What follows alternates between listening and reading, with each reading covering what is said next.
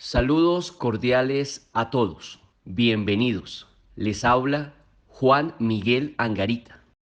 Hoy continuaremos con el ciclo de capacitaciones en Derecho Penal dirigida a criminalistas en nuestro día 12. Buenas tardes para todos ustedes. Reciban un cordial saludo de parte del equipo del Grupo de Investigaciones especializado en estas actividades de capacitación en Derecho Penal para Criminalistas. Quien les habla, Hernán Andrés Suárez Uribe.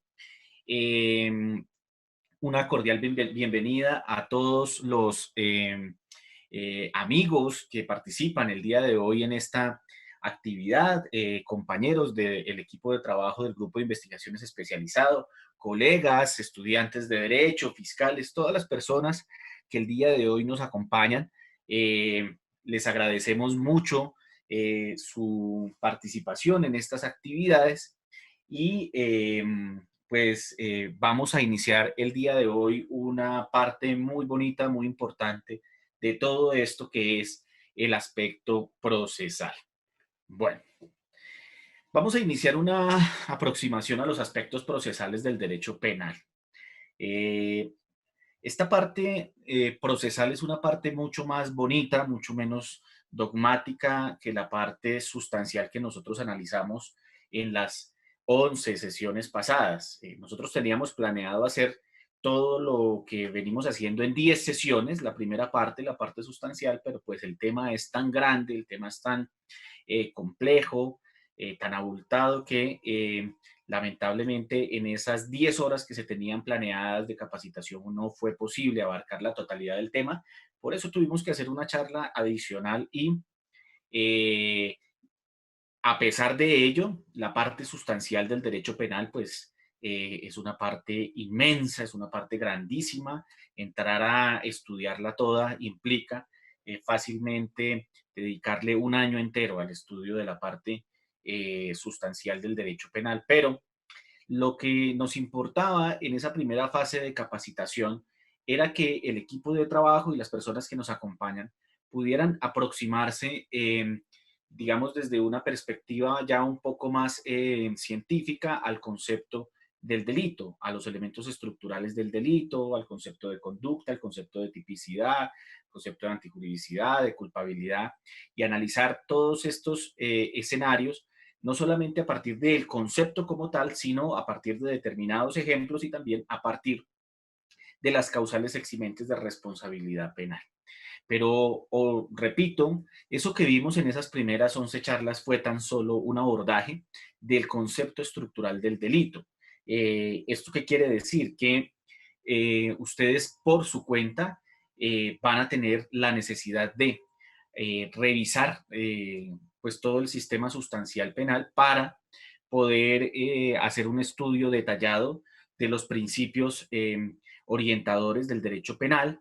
Van a tener también que, por su cuenta, hacer un estudio detallado del régimen de aplicación de las penas y del régimen de aplicación de las medidas de seguridad, y van a tener que hacer un estudio detallado también de el régimen del derecho penal especial. Esto es la totalidad de los tipos que hay en nuestro ordenamiento jurídico. Nosotros simplemente nos limitamos en esas primeras 11 sesiones a describir un solo fenómeno que se analiza en la parte sustancial del derecho penal, que es el fenómeno del delito.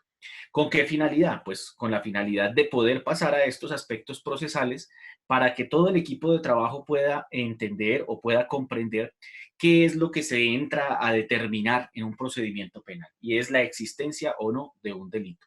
Ya conocemos entonces nosotros los elementos estructurales y por eso el procedimiento penal se centra en específicamente determinar si existió una conducta típica, antijurídica y culpable, y como consecuencia de esa circunstancia puntual, el procesado, el acusado, debe recibir una pena por parte de un juez de conocimiento. ¿Qué es lo que vamos a hacer nosotros a partir de estas sesiones? Vamos a aproximarnos a los aspectos procesales del derecho penal. Eh, y para ello, pues entonces vamos a hacer un pequeño recuerdo de la estructura básica del derecho. Vamos a hacer un pequeño recuerdo de la estructura básica del procedimiento penal, de los regímenes procesales penales que se encuentran vigentes actualmente en nuestro ordenamiento jurídico, y vamos a hacer una introducción a la parte principialística, a la parte filosófica del procedimiento penal. Entonces iniciemos pues con la primera diapositiva para poder arrancar con nuestra explicación.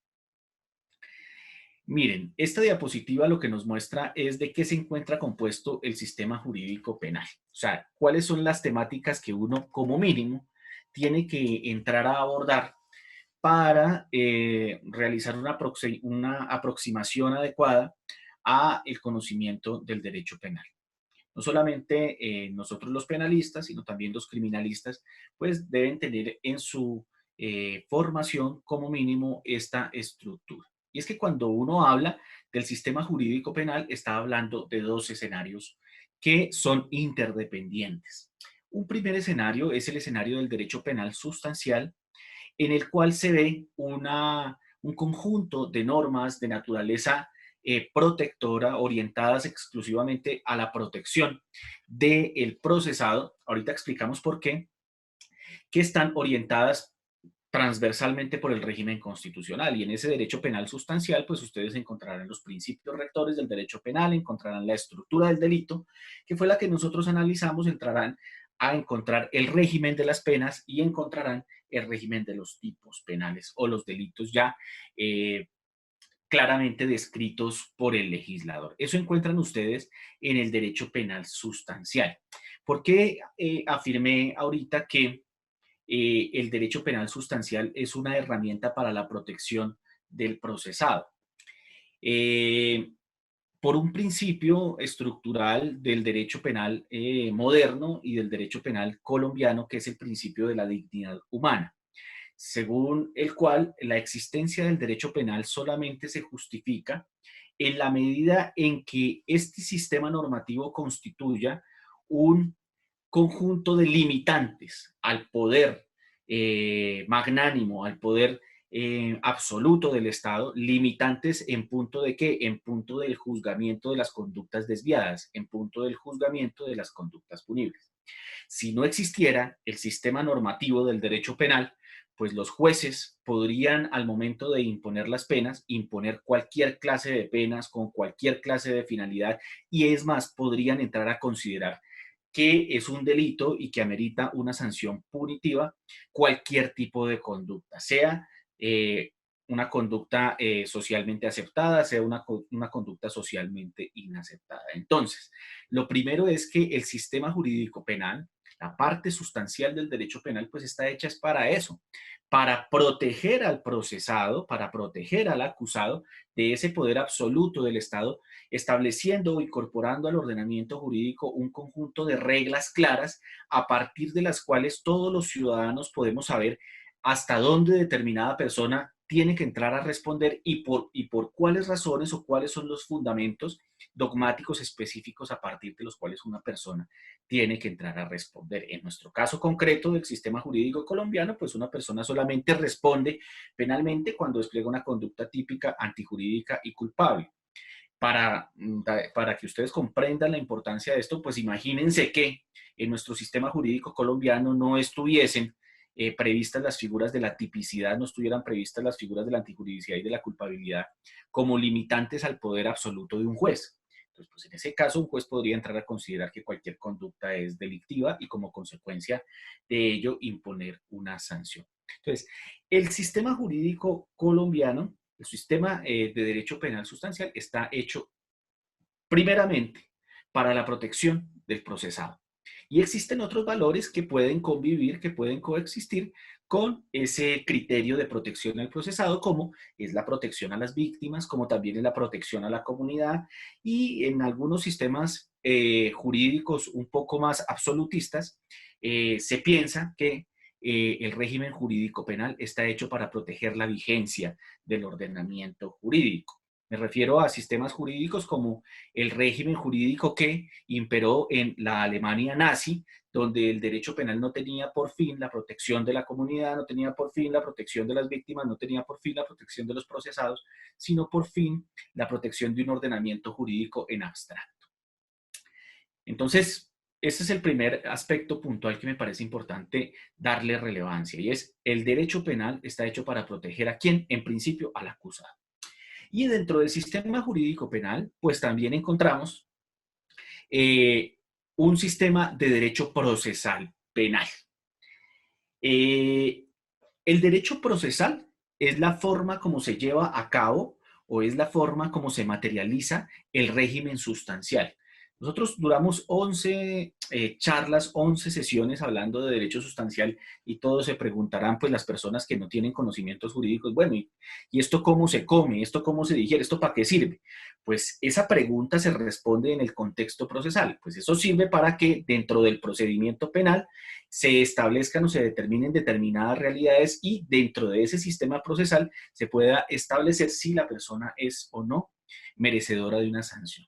Entonces, el régimen procesal, no solamente en materia penal, sino en cualquier rama del derecho civil, laboral, administrativa, tiene por finalidad regular la forma como se aplica la norma sustancial a cada caso concreto. Entonces, el régimen procesal es un conjunto de garantías de índole constitucional y de índole legal que determinan los principios, determinan los actores, determinan las actuaciones que se desarrollan dentro de un procedimiento, determinan los pasos del procedimiento y determinan las consecuencias del procedimiento. Todo con una finalidad puntual. La finalidad puntual del derecho procesal en nuestro ordenamiento jurídico, dentro de un Estado social y democrático de derecho, es la protección del procesado en principio. Es la protección del procesado. Se busca proteger al procesado, no proteger a las víctimas. O sea, el fundamento esencial del procedimiento penal es la protección al procesado. Ese es el fundamento esencial. Claro, este fundamento coexiste y puede convivir con la protección a las víctimas. O sea, las víctimas también son importantes dentro del procedimiento penal. Pero el más importante dentro del procedimiento penal es el procesado. Ese es el sujeto más importante. El más importante dentro del procedimiento penal no es el juez, el más importante no es el representante del Ministerio Público, no es el representante de víctimas, no es el representante de la Fiscalía General de la Nación, no es el abogado penalista. El sujeto más importante del procedimiento penal es el procesado. Y por eso esta normatividad procesal tiene como finalidad garantizar que no solamente existan los limitantes del derecho sustancial para la imposición de la pena, sino también existan limitantes en cuanto a la forma como se va a imponer la pena, limitantes que recibe el Estado y que le impiden a los jueces, que le impiden al Estado desbordarse, incurrir en vías de hecho al momento de realizar el juzgamiento de las conductas punibles, porque la norma procesal le dice cómo y le genera al juez parámetros de derecho público, de obligatorio cumplimiento, que el juez desde ninguna perspectiva puede entrar a modificar, el juez desde ninguna perspectiva puede entrar a desconocer. Como por ejemplo, el derecho a la defensa, eso es a manera de ejemplo, pues ningún juez de la República, por más juez de la República, puede cercenarle al procesado el derecho a la defensa ¿qué? A la defensa material y a la defensa técnica. Entonces, ese derecho a la defensa, ¿de dónde emana? Pues del régimen jurídico procesal que le garantiza al procesado contar con un abogado, sea de oficio o sea con un abogado de confianza. Entonces, ese régimen jurídico procesal tiene esa finalidad, proteger al procesado. Con esa finalidad pueden convivir otras finalidades, repito, la protección de las víctimas pueden convivir también como finalidades del procedimiento penal, la protección de la comunidad es una finalidad que puede convivir con el procedimiento penal. En algunos regímenes, yo no estoy de acuerdo con eso, la protección en abstracto del ordenamiento jurídico es otra finalidad que también suele convivir con el régimen procesal. Yo no estoy de acuerdo con esa postura de la vigencia del ordenamiento jurídico como finalidad del procedimiento penal, repito, porque eso se ha prestado para los mayores ataques contra la dignidad humana en la historia de la humanidad. Pero, digamos, para eso está hecho este sistema. Entonces, el derecho procesal penal, pues a su vez, se encuentra transversalmente concebido desde una perspectiva constitucional. ¿Esto qué quiere decir? Que es la constitución política y todos los tratados que se integran al régimen, al sistema constitucional a través del concepto de bloque de constitucionalidad, tratados sobre derechos humanos. Este sistema normativo es un sistema orientador de todo el procedimiento penal, entonces por eso pongo dentro del sistema procesal penal, pues a la Constitución política, y ese sistema procesal pues tiene dos regímenes específicos, que es el régimen general del proceso penal y el régimen o el sistema de enjuiciamiento ya propiamente dicho. ¿Qué es lo que nosotros vamos a trabajar en estas capacitaciones? Pues nosotros ahora ya nos vamos a concentrar en la parte procesal, vamos a tocar algunos temas del régimen general del procedimiento penal. Dentro de esos temas que vamos a tocar, pues vamos a hablar de los principios rectores del procedimiento penal, vamos a hablar de los intervinientes dentro del procedimiento penal, las facultades de los intervinientes dentro del proceso penal, los derechos, los deberes de los jueces, del representante del Ministerio Público, de las víctimas, de los fiscales, del defensor, del procesado. O sea, vamos a estudiar el régimen de derechos y deberes de estos intervinientes. Vamos a hablar de las actuaciones procesales que se desarrollan en audiencias preliminares ante los jueces de control de garantías. Vamos a hablar de las actuaciones procesales que se desarrollan ante los jueces de conocimiento, ya propiamente hablando de las audiencias de acusación, audiencia preparatoria y audiencia de juicio oral. Y vamos a hablar de los actos de investigación y el régimen probatorio. O sea, vamos a abordar una temática bastante larga, una temática bastante compleja, y vamos a tratar de hacerlo, pues como lo hemos venido haciendo, en un lenguaje pues muy sencillo para la comprensión de todos, porque pues esto es un proceso evidentemente de aproximación al conocimiento del tema. Bueno, pasemos a la siguiente diapositiva, por favor. Vamos a iniciar entonces esta temática relacionada con la parte procesal del derecho penal. Haciendo una primera advertencia. En el sistema jurídico colombiano coexisten como mínimo 6 sistemas de enjuiciamiento procesal penal. Como mínimo, 6 sistemas de enjuiciamiento procesal penal. ¿Esto qué quiere decir? Que cuando uno como abogado dice solamente saber de la ley 906 del año 2004, que es la más común, es la que ordinariamente se aplica, pues uno en realidad está dejando de lado otros sistemas de enjuiciamiento procesal penal que se encuentran vigentes en nuestro ordenamiento jurídico. Dentro de esos sistemas que se encuentran vigentes en nuestro ordenamiento jurídico encontramos pues el procedimiento de la ley 906 del año 2004, que es el sistema penal con tendencia acusatoria. Encontramos el procedimiento penal especial abreviado, que es el procedimiento de la ley 1826 del año 2017. Más adelante ustedes entenderán, bueno, la idea de estas charlas no es plantear mi criterio personal, sino simplemente tratar de demostrar datos objetivos, pero pues a veces uno no logra contener sus emociones en estos aspectos, y en mi concepto ese procedimiento penal especial abreviado es el procedimiento más garantista, en mi concepto. Y es una figura incorporada al ordenamiento jurídico a través de la ley 1826 del año 2017. Tiene defectos, pero es el que en mi concepto se parece más al sistema penal acusatorio puro.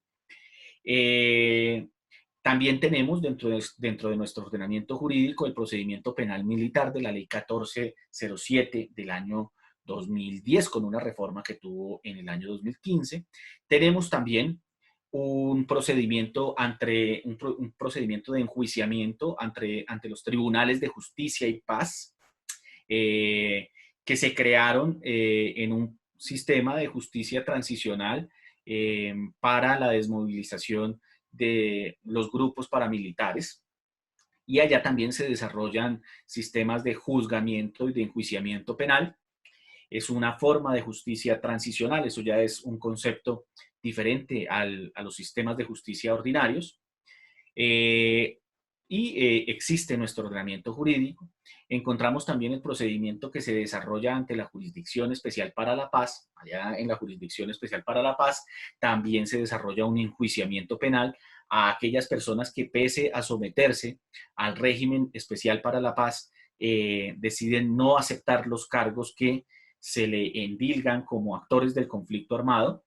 Y también en nuestro ordenamiento jurídico pues se encuentran vigentes y son perfectamente válidos los procedimientos penales que tienen previstas las comunidades indígenas para el enjuiciamiento criminal al interior de sus respectivos resguardos, al interior de sus respectivas comunidades, procedimientos que desde luego son respetados por tratados internacionales y respetados por la Constitución política, de tal manera que ellos dentro de sus resguardos, dentro de sus regiones, tienen plena autonomía para el enjuiciamiento penal siempre y cuando se trate de delitos cometidos al interior de estos territorios.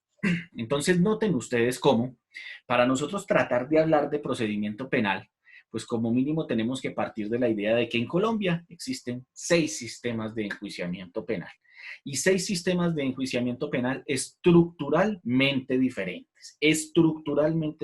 O sea, estos sistemas de enjuiciamiento penal implican que existen 6 clases de procedimientos con diferentes etapas, con diferentes actores en nuestro ordenamiento jurídico colombiano. Y ustedes pueden escoger cuál es el procedimiento que más les gusta para profundizar sobre él.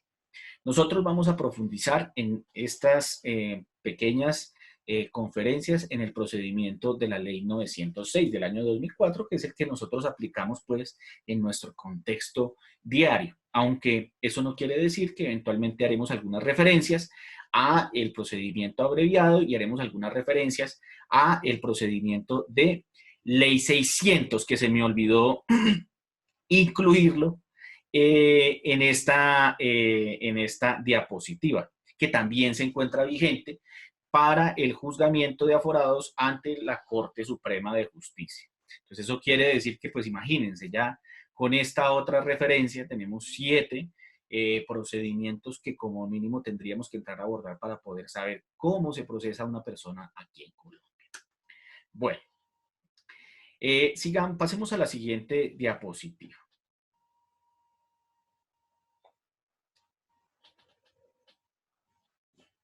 Bien.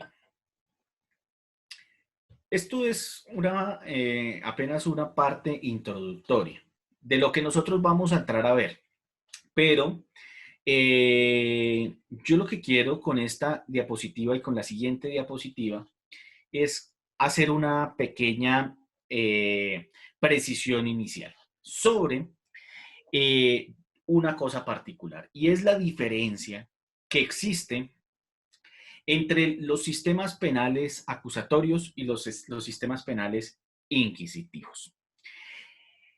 En los ordenamientos jurídicos modernos existen 2 clases de sistemas: los sistemas penales acusatorios y los sistemas penales inquisitivos. ¿Por qué se le llaman sistemas penales inquisitivos?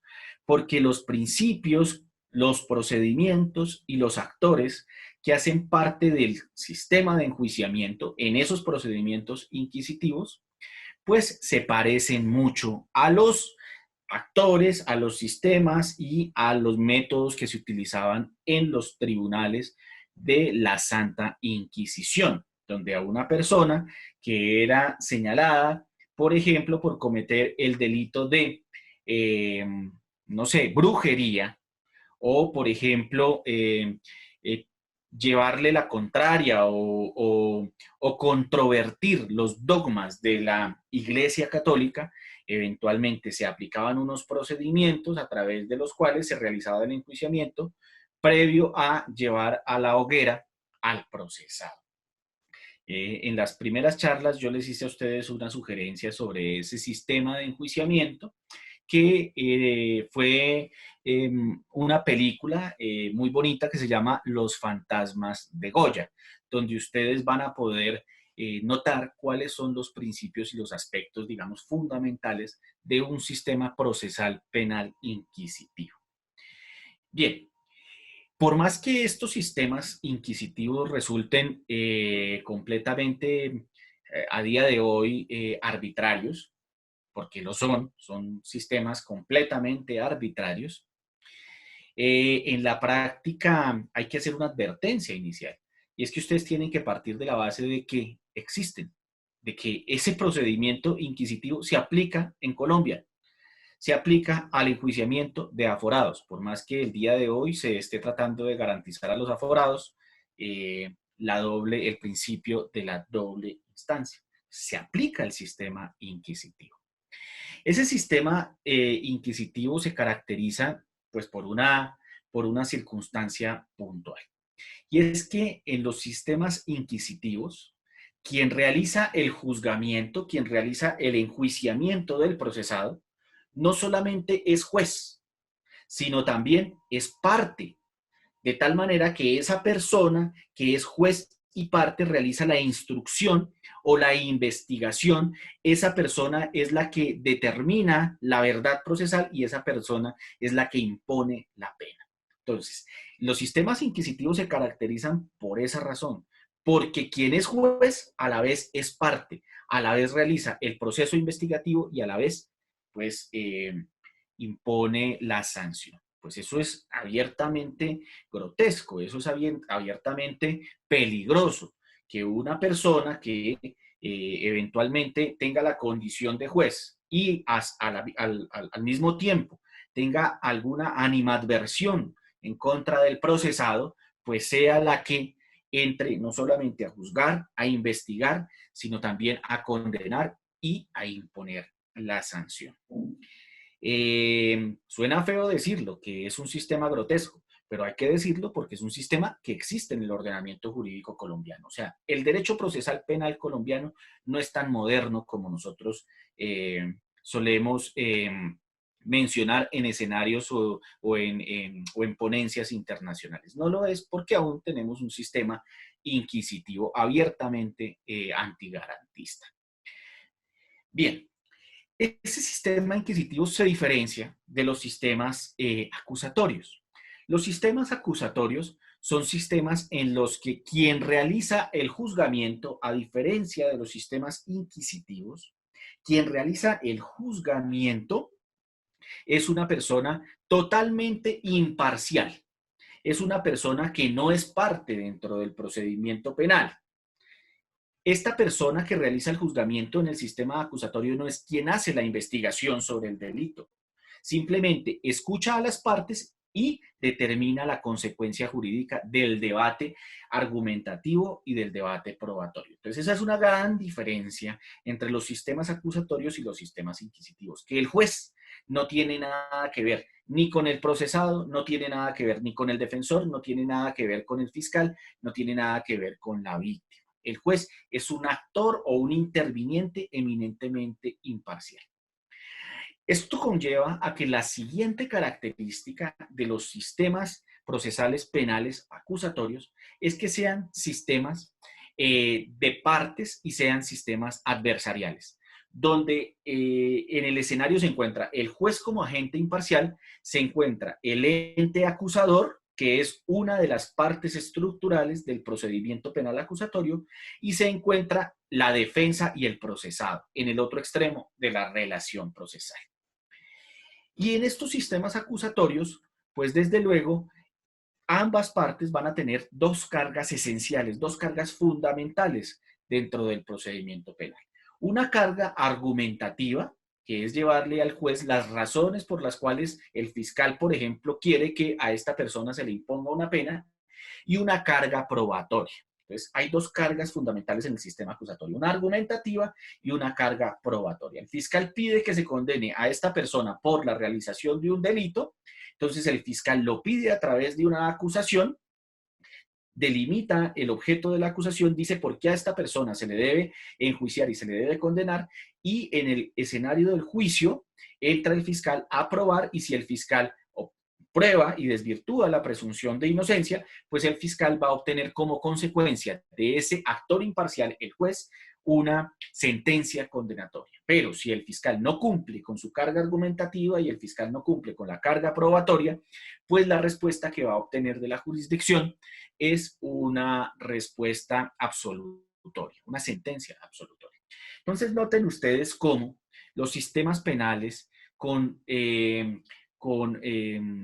los sistemas de enjuiciamiento penal acusatorio son, desde luego, sistemas mucho más garantistas.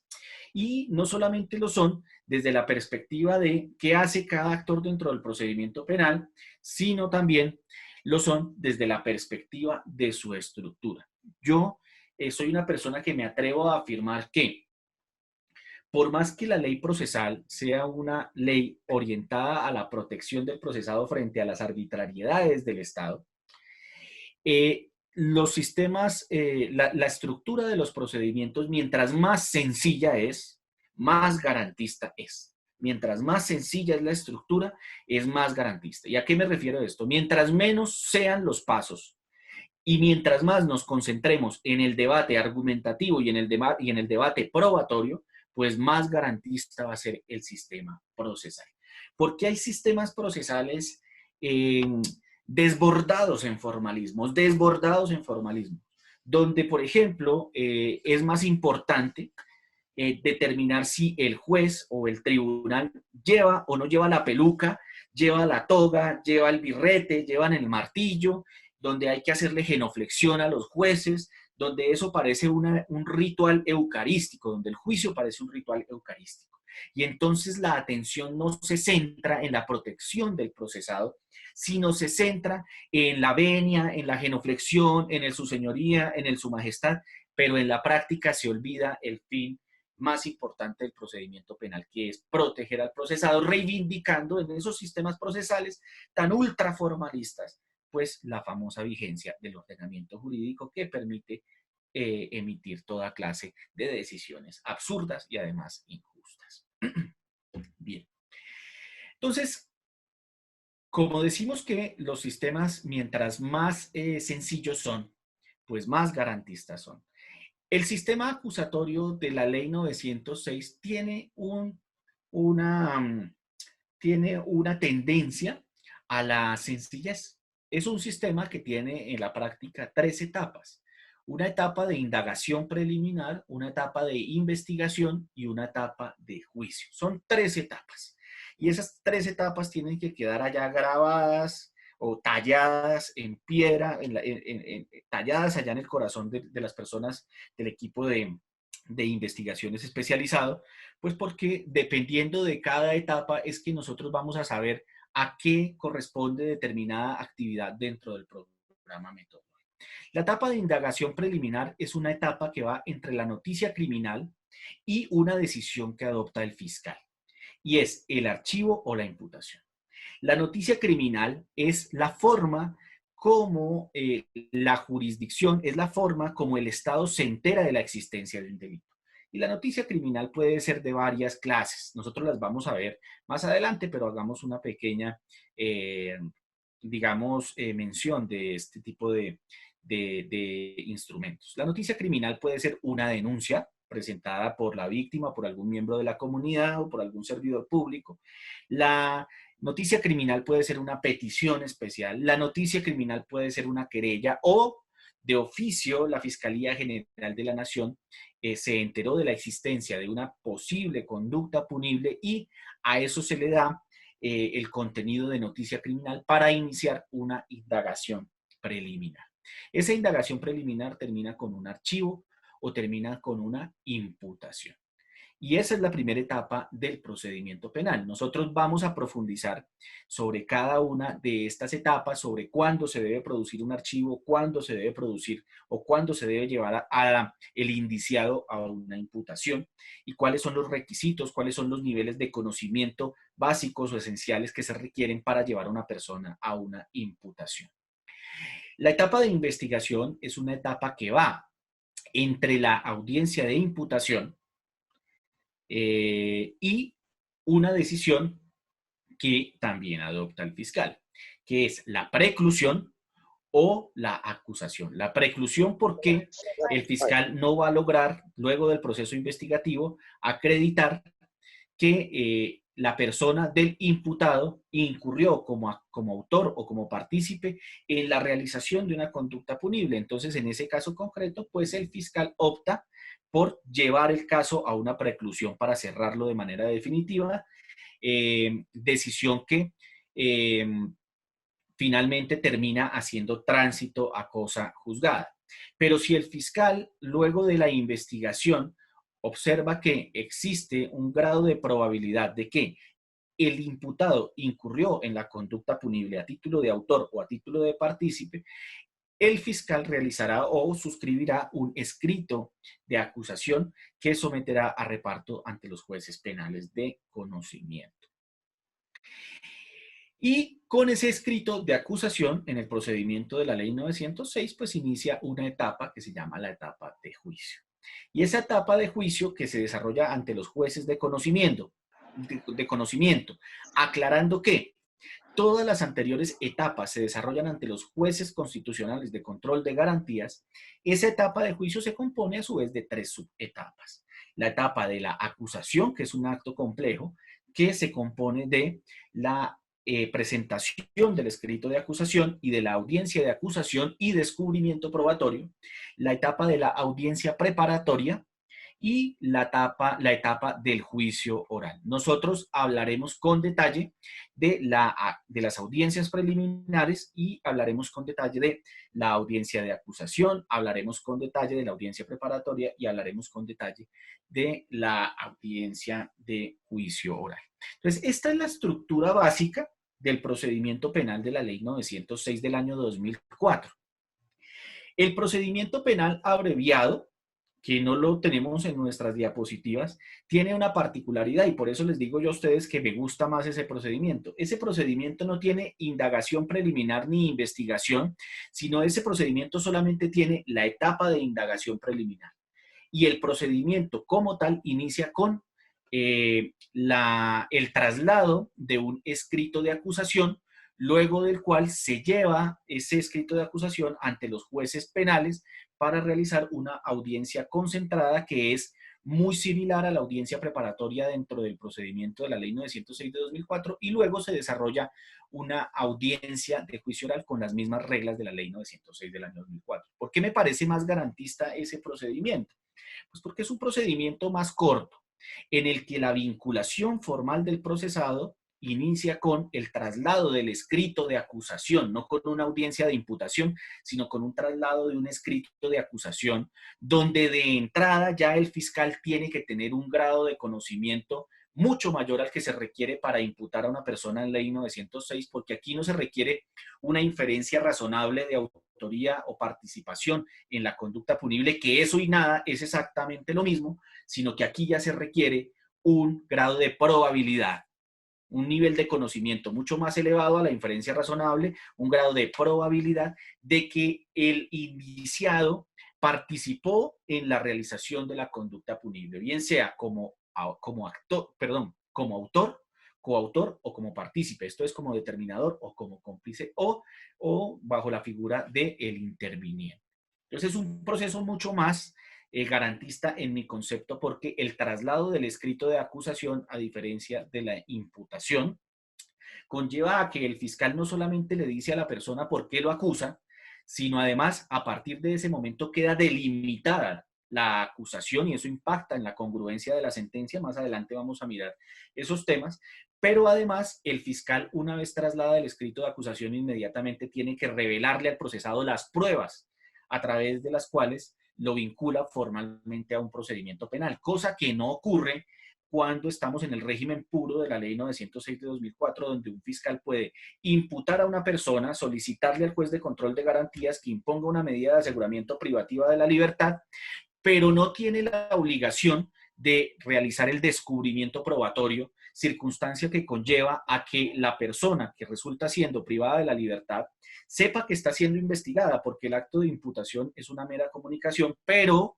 las pruebas a partir de las cuales se estructura esa imputación, ese señalamiento punitivo, solamente las va a conocer hasta la etapa del descubrimiento probatorio, que en la mayoría de los casos, pues obviamente porque este es nuestro país del Sagrado Corazón, y excúseme que haga estas críticas, pues el descubrimiento probatorio solamente lo va a conocer 1 o 2 años después. Esto es que la persona va a una cárcel privada de la libertad con una audiencia de imputación, un decreto de una medida de aseguramiento, pero las pruebas sobre las cuales se edifica esa privación de la libertad las desconoce totalmente, solamente hasta la culpa. O sea, eso es lo más parecido a los juicios ordálicos de la Edad Media, pero existe, pero existe. Y yo los invito a ustedes a que hagamos un análisis crítico de estos procedimientos. Por eso, el procedimiento de ley 906 es un procedimiento al que no le llamamos procedimiento acusatorio puro, sino un procedimiento con tendencia acusatoria.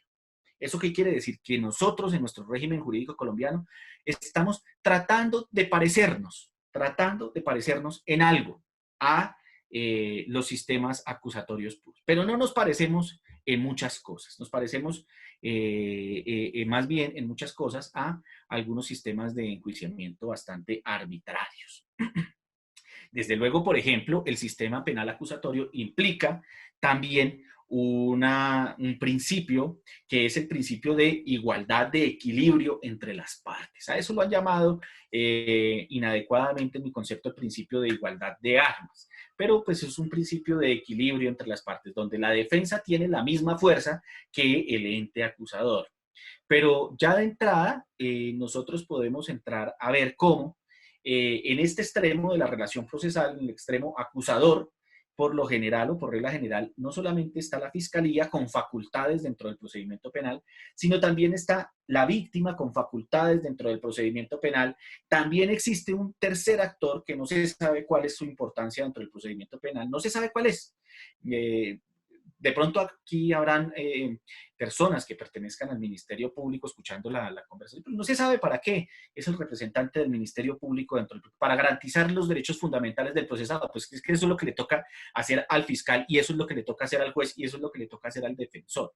Entonces hay un tercer actor que es el representante del Ministerio Público, no se sabe cuál es su función y ¿eso qué implica? Pues que en este extremo de la relación procesal, en algunas ocasiones no solamente está fiscal, víctimas y a veces también está el Ministerio Público presionando la condena, y en el otro extremo de la relación procesal por lo general hay una persona pobre, por lo general hay una persona sometida a una privación de la libertad que a duras penas cuenta con su defensor suministrado por el Sistema Nacional de Defensoría.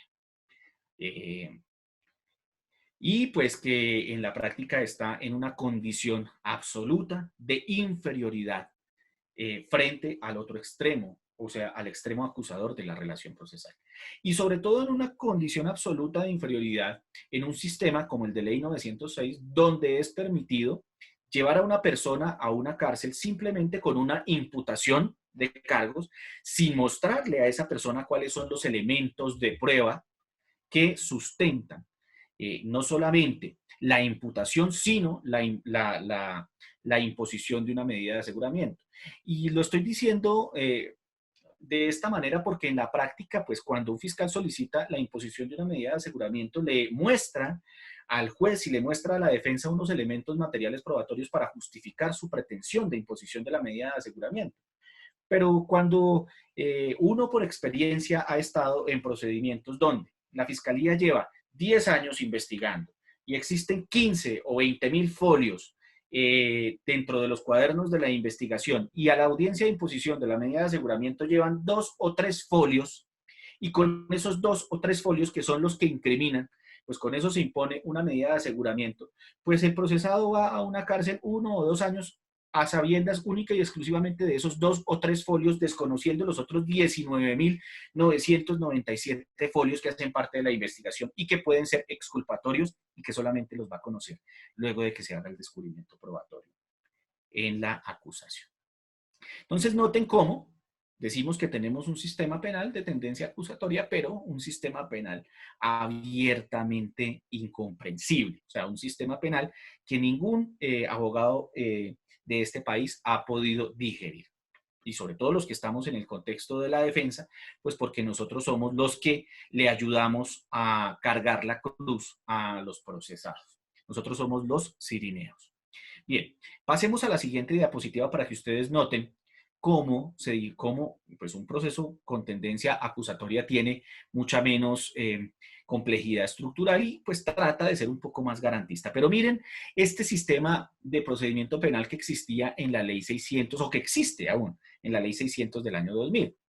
Este procedimiento tenía 2 etapas. Una etapa que se desarrollaba ante el fiscal o ante la Fiscalía General de la Nación y una segunda etapa que se desarrollaba ante el juez penal.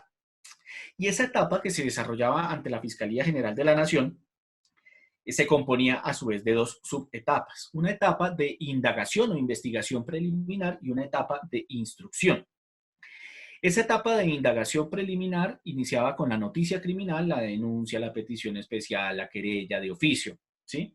Y terminaba con una resolución emitida por el fiscal, una resolución de archivo o una resolución de apertura de la investigación, donde el fiscal, una vez tenía identificadas, plenamente individualizados a los indiciados, plenamente arraigados, plenamente individualizados. Y además tenía algunos indicios de que estas personas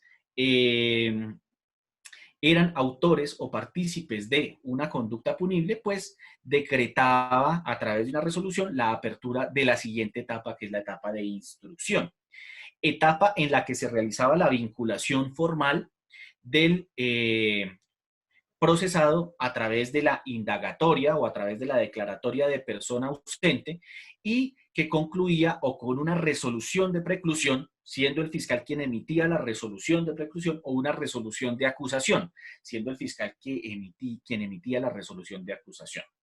Hay algunos aspectos de la Ley 600 del año 2000 que algunas personas mencionan como garantistas en comparación con la Ley 906 del año 2004, como por ejemplo que para la apertura de la investigación el grado de conocimiento tenía que ser un grado de conocimiento indiciario, a diferencia de la inferencia razonable de autoría o participación, que significa todo y nada, pues por lo menos los dos indicios que se requerían para la vinculación del procesado y la imposición de una medida de aseguramiento, pues por lo menos eso ya daba un nivel de conocimiento un poco más formal, un poco más elevado para esos efectos. Pero pues eso es un saludo a la bandera, o sea, relevar aspectos de la ley 600 del año 2000 y decir que esa ley tiene algo positivo en los ordenamientos procesales modernos, pues es un total despropósito, porque en esa etapa que se desarrollaba ante la Fiscalía General de la Nación,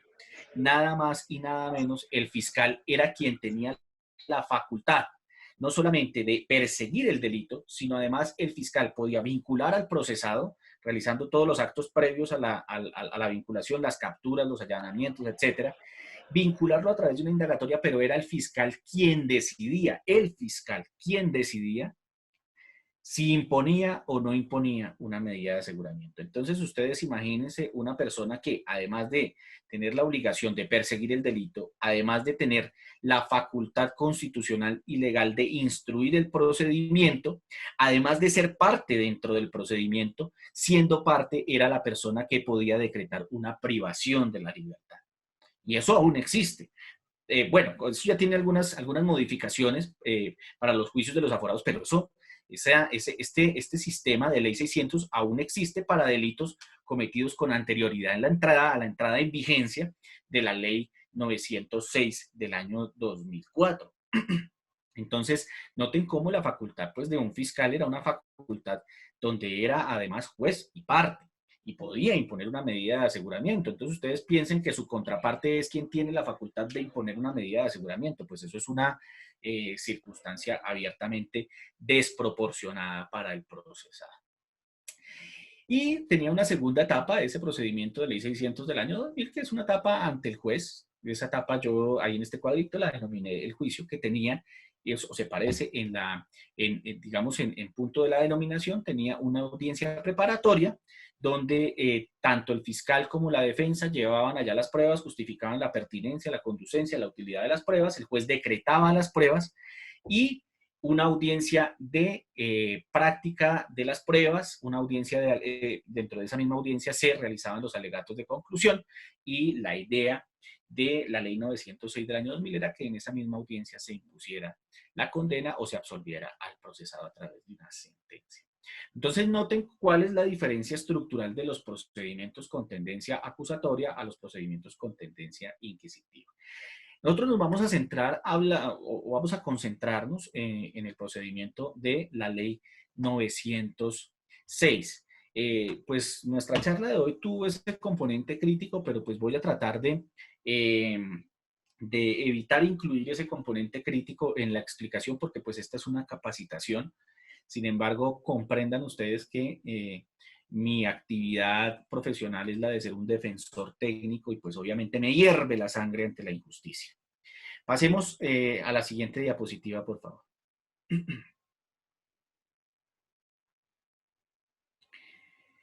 Nosotros vamos a entrar entonces al abordaje de este, eh, de este sistema de enjuiciamiento penal, en este caso concreto haciendo una especial reflexión sobre los principios rectores y las garantías procesales que se encuentran incorporadas en nuestro ordenamiento jurídico, no solamente en el texto constitucional, también en la ley, sino en el bloque de constitucionalidad. Esto es, en el conjunto de normas de tratados internacionales sobre derechos humanos que se integran al ordenamiento jurídico y que orientan axiológicamente la totalidad del sistema penal sustancial y orientan axiológicamente el sistema de enjuiciamiento procesal penal.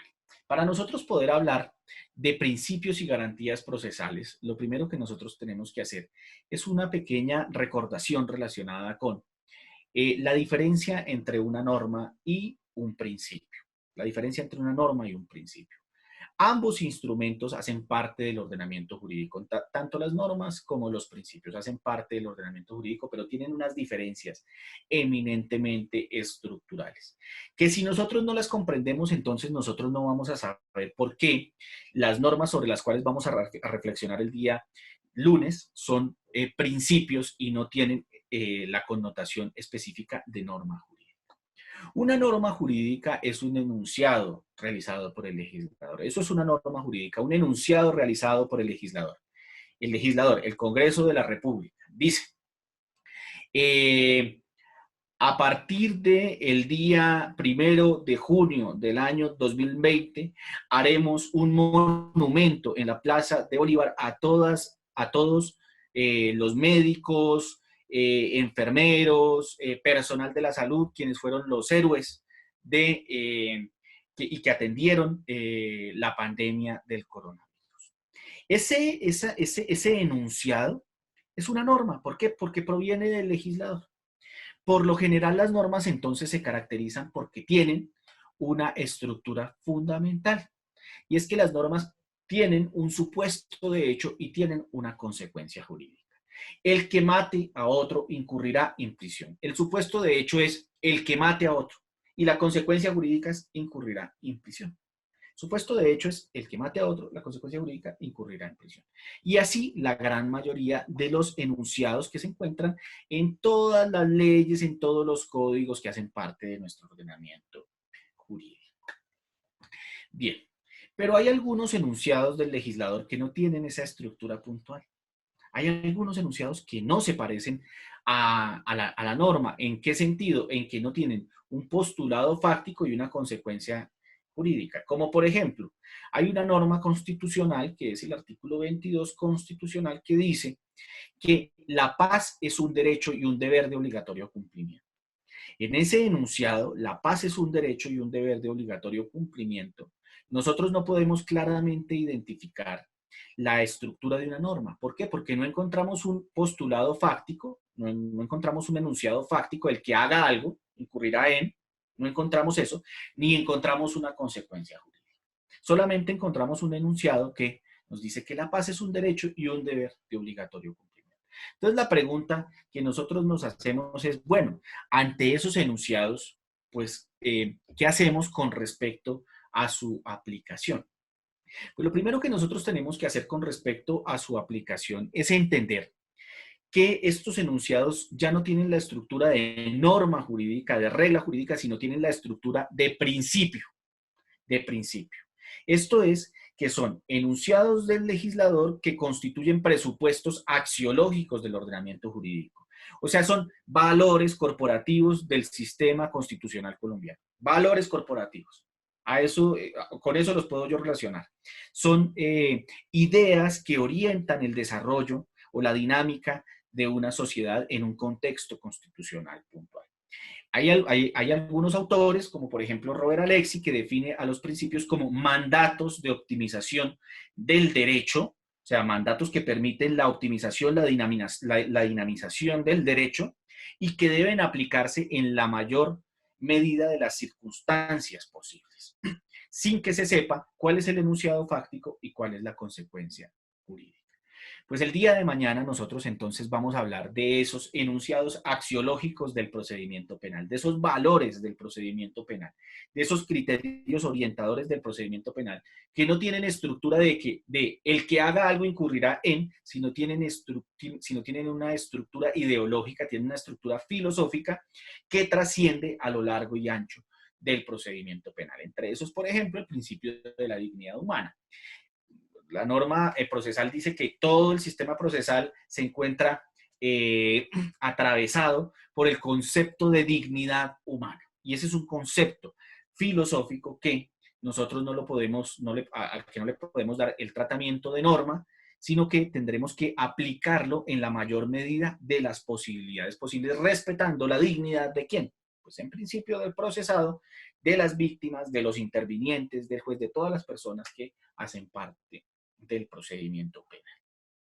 Con esto entonces, queridos amigos, bueno, haciendo una afirmación final, y es que las normas y los principios, pues además tienen una diferencia bastante importante y es en punto de su aplicación.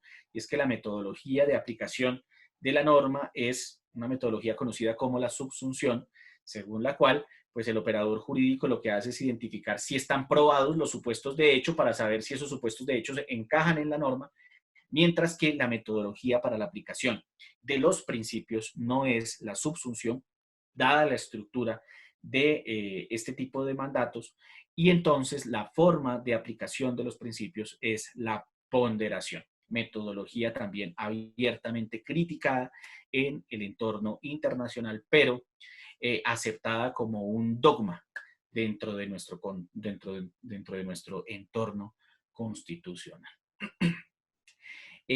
Bueno, queridos amigos, con esto entonces concluyo la charla del día de hoy. Invitarlos para mañana a hablar de principios rectores y garantías procesales dentro del sistema de la ley 906. Y ya una vez agotemos esos principios rectores y garantías procesales, entraremos a hablar de los temas estructurales del proceso penal para efectos de fortalecer nuestra actividad de capacitación.